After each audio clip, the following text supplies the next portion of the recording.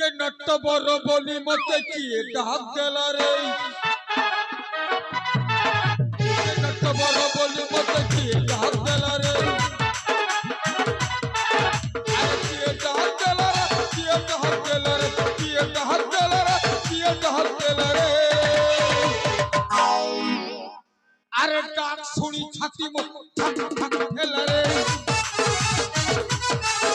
अरे डाक सुनी छाती में ठक ठक हेला रे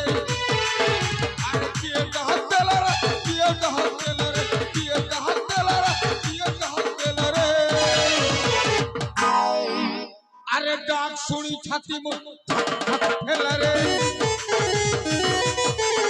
अरे डाक सुनी छाती में ठक ठक हेला रे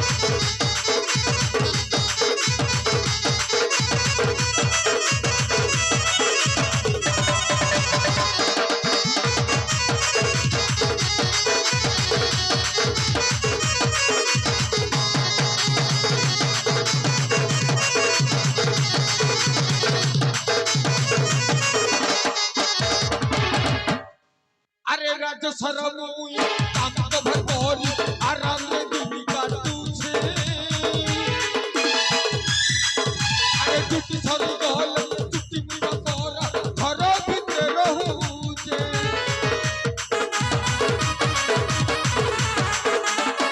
राज सरमुई काम तो भरपूरी आराम में दिली काटू छे अरे टूटी सरी गल तोरा घर भीतर रहू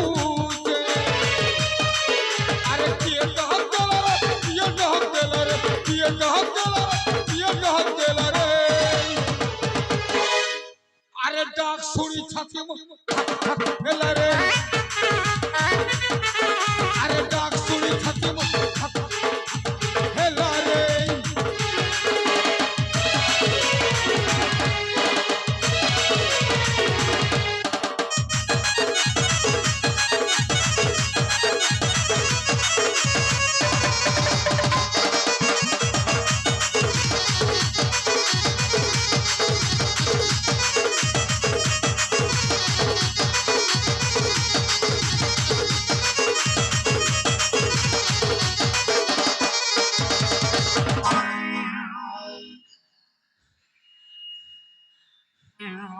सारे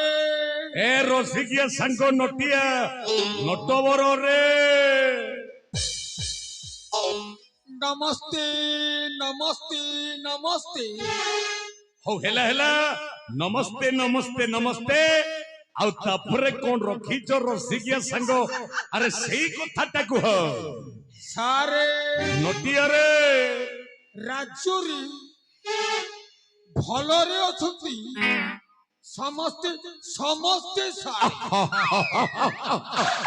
ए नटोवर अरे तुमे जो कथाटा कहिला बंधु अरे संपूर्ण ठीक ठीक कथाटा कहिजो प्रभु जगतर नाथ जगन्नाथ एवं दुर्गा दुर्गति नासिनी मां दुर्गा देवी को पर आशीर्वाद रु मुकर्नाथ साम्राज्य राजा महेंद्र प्रतापंक सान भाई बलवंत बलुआ कुशल अछि मो बंधु नदिया रे हेले